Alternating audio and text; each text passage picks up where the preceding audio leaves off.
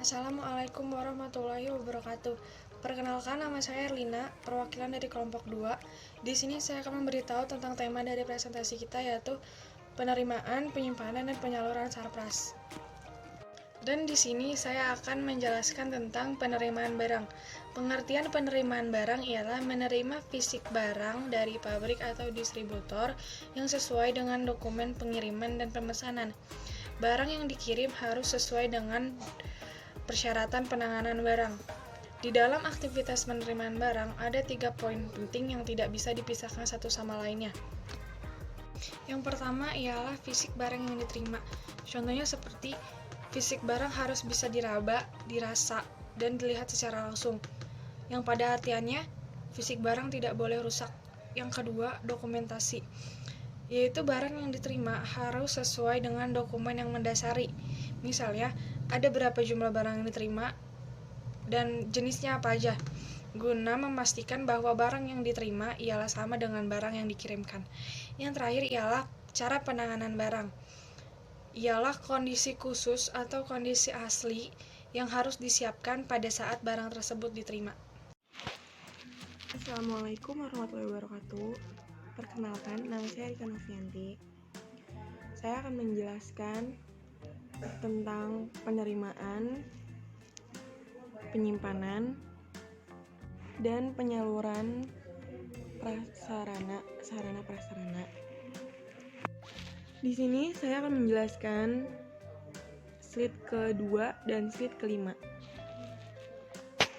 Saya akan menjelaskan slide kedua. Dalam administrasi penerimaan sarana kantor, biasanya terdapat beberapa dokumen. Yang pertama itu bukti penerimaan barang, dan yang kedua laporan penerimaan barang, receiving report.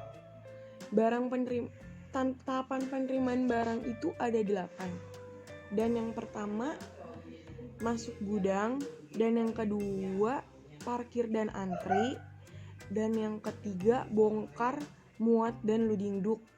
Dan yang keempat itu ada penyusunan barang bongkaran. Dan yang kelima pengecekan barang versus dokumen. Dan yang keenam ada pemasukan data ke dalam sistem. Dan yang ketujuh lagi validasi dokumen. Dan yang ke-8 itu ada keluar gudang. Penyimpanan adalah kegiatan yang dilakukan oleh satuan kerja atau petugas gudang untuk menampung hasil pengadaan barang atau bahan kantor, baik berasal pembelian, instansi lain, atau yang diperoleh dari bantuan. Tujuan penyimpanan barang atau bahan kantor antara lain agar barang tidak cepat rusak, agar tidak terjadi kehilangan barang, agar tersusun rapi sehingga mudah ditemukan apabila barang tersebut dicari, memudahkan dalam pengawasan, memudahkan dalam analisis barang. Terima kasih. Saya akan menjelaskan tentang penyaluran barang. Penyaluran barang ialah proses memperlancar arus barang dan jasa dari produsen ke konsumen. Kegiatan penyaluran barang meliputi yang pertama, pengumpulan barang yang akan disalurkan dari gudang transit. Yang kedua, pemindahan barang dari gudang transit ke gudang persediaan.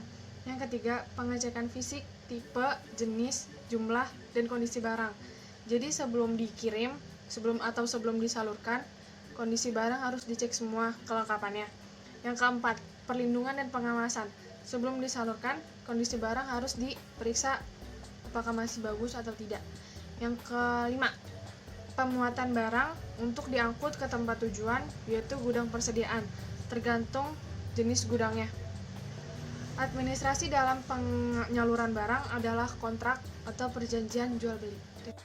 Kesimpulannya adalah sarana prasarana adalah proses kegiatan yang mempermudah suatu pengajaran dalam bidang akademik dan non-akademik untuk menghindari terjadinya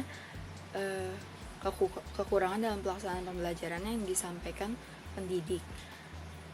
Maka dari itu, sarana prasarana analisis kebutuhan dan penentu skala prioritas kegiatan untuk dilaksanakan dalam bentuk nyata.